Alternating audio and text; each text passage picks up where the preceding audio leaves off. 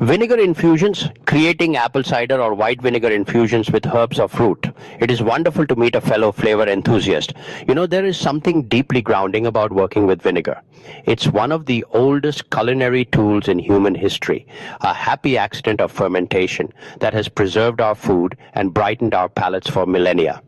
When we talk about infusing it, we are really talking about a slow, beautiful conversation between the acetic acid of the vinegar and the essential oils of a plant.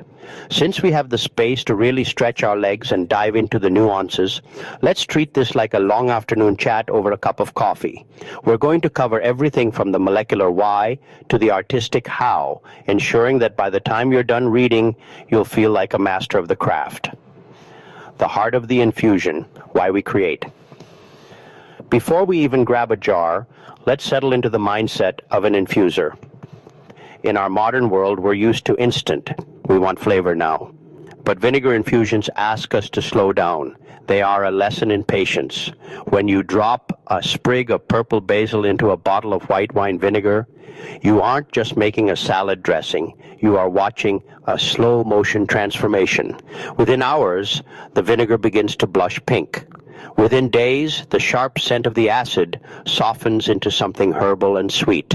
We do this because the store-bought versions, while convenient, often lack the soul of a home infusion. Commercial raspberry vinegar is often just distilled vinegar with sugar, red dye, and artificial flavoring. Your infusion, however, will be the real deal. It will have the tannins of the fruit, the volatile oils of the herbs, and a depth of color that looks like liquid jewels on your kitchen shelf. Step 1, the foundation. Selecting your vinegar base. Think of your vinegar as the carrier wave. It's the medium that will hold the message of your fruit or herbs. If the vinegar is too strong, it will shout over your ingredients. If it's too weak, the flavors won't pop. White wine vinegar, the sophisticated all-rounder. If you're just starting, start here. White wine vinegar is like the perfect white t-shirt. It goes with everything. It usually sits at about 5% to 6% acidity, which is the sweet spot for safety and flavor. Because its own flavor profile is relatively neutral, just a light grape must fruitiness, it is the best friend of delicate botanicals. If you have edible flowers like violets, nasturtiums, or chive blossoms, white wine vinegar will preserve their color and scent without burying them. It's also the best choice for green herbs like tarragon, lemon balm, or dill. Apple cider vinegar, ACV, the earthy soul. Now, ACV is a different beast entirely. It's made from fermented apple juice, so it brings a cloudy amber depth and a distinct appleness to the party. When you use ACV, you have to think about flavor pairing more carefully. You wouldn't necessarily want to put delicate lily of the valley or light cucumber in here. The ACV would just bully them. Instead, lean into the warmth. ACV loves spices. It loves things that grow in the autumn. Blackberries, figs, ginger, turmeric, and peppercorns are all magnificent in an ACV base. It's also the most alive vinegar, often containing the mother, which some people believe adds a boost to gut health. Champagne vinegar, the luxury pick. If you want to feel truly fancy, seek out champagne vinegar. It's even lighter than white wine vinegar. It has a tiny bit of elegance and a very soft finish. I save this for the rarest treats, perhaps a peach infusion or a vanilla bean and apricot blend. It's a bit more expensive, so use it for small, special occasion batches. Rice vinegar, the gentle giant. Rice vinegar is the lowest on the acidity scale, often hovering around 4%. This makes it incredibly smooth. In the world of infusions, it's the king of the Asian fusion pantry. Think lemongrass, ginger, garlic, and maybe a few dried star anise pods. Just keep in mind that because of its lower acidity, you should definitely keep these infusions in the refrigerator to ensure they stay fresh. Red wine vinegar, the bold choice. This vinegar is punchy. It's got tannins and a much stronger bite. I love red wine vinegar for savory, heavy-hitting infusions.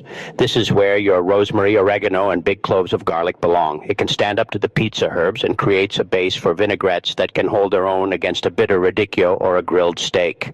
Step 2, choosing your flavoring partners. This is the part where you get to play. When you walk through a farmer's market or your own backyard, look at ingredients through the lens of, How would this taste if it were tart? The fruit kingdom. Fruits bring sugar and pigment. When the acid in the vinegar hits the fruit, it breaks down the cell walls and draws out the juice. Stone fruits, peaches, plums, and cherries, these create a thick-feeling vinegar that is almost syrupy. Berries. Raspberries are the classic, but don't sleep on blueberries or blackberries. Blueberries turn the vinegar a stunning deep royal purple. Citrus. We usually only use the zest, the colored part of the skin.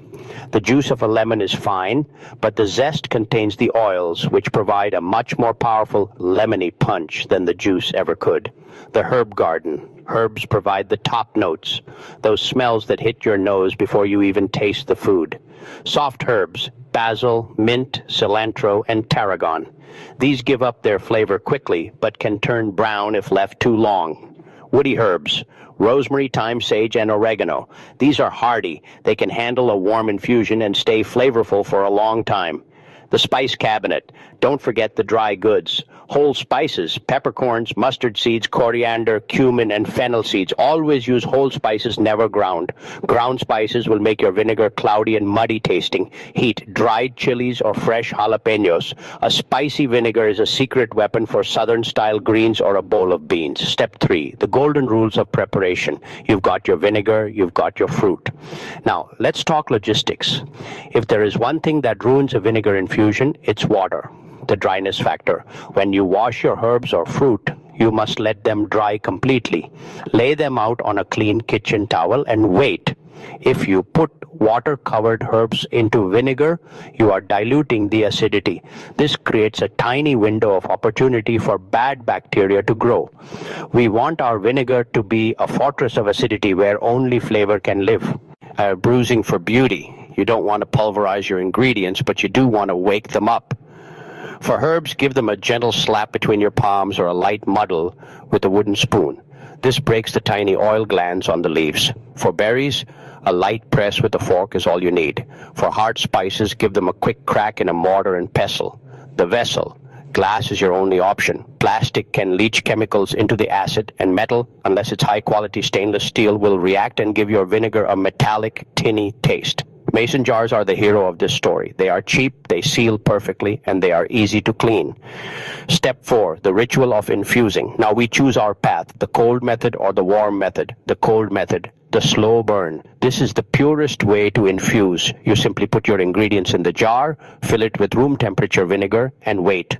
Why use it? It's best for delicate things like flowers, mint, or soft berries. Heat can sometimes change the flavor of these items, making them taste cooked.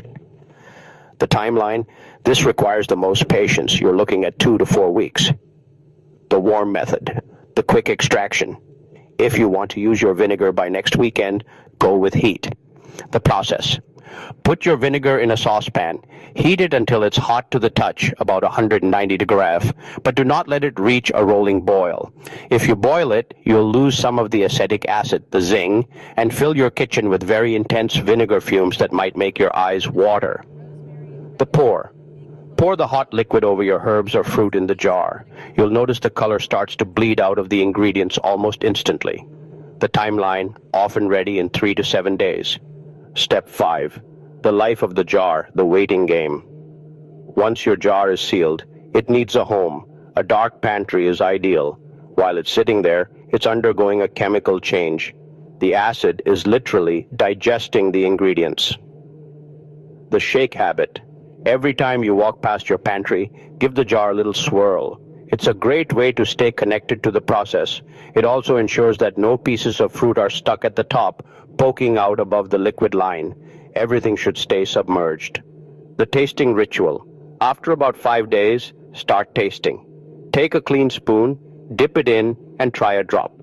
Does it taste like the herb? Is the finish smooth? Is it too strong?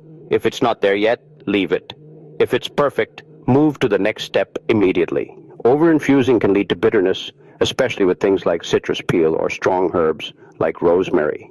Step 6, the great filtration. This is the most satisfying part. You're going to transform a messy-looking jar of stuff into a clear, beautiful elixir. You'll want to strain your vinegar twice.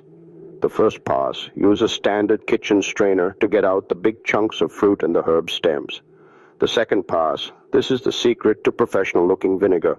Line your strainer with a coffee filter or a double layer of cheesecloth. This will catch the tiny particles, the herb dust, and the fruit pulp. It takes a while to drip through, but the result is a sparkling, translucent liquid.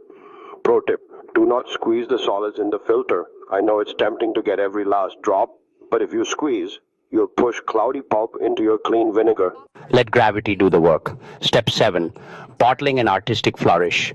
Now that you have your strained vinegar, you can put it into a pretty bottle. If you want to be extra, you can slide a fresh sprig of the herb you used, well washed and dried, or a few whole peppercorns into the final bottle for identification. Just remember that anything you leave in the bottle will continue to infuse, so only do this if the flavor is already where you want it to be. Labeling. Please learn from my mistakes. Label your bottles. After 3 weeks, 3 different types of clearish red vinegar all look the same. Write down the type of vinegar, the ingredients used, and the date you bottled it. Step 8. Safety and shelf life. Since we aren't using a high-pressure canning system, we need to be smart. Fruit and garlic infusions, these have more sugar and moisture. I always recommend storing these in the refrigerator. They will stay delicious for about 6 months. Dry herb and spice infusions, these are much more stable. They can live in a cool, dark pantry for a year or more. If you ever see cloudiness that wasn't there before, or if the vinegar starts to develop a fizz, it's time to say goodbye. But honestly, because vinegar is such a powerful preservative, this rarely happens if you started with clean jars.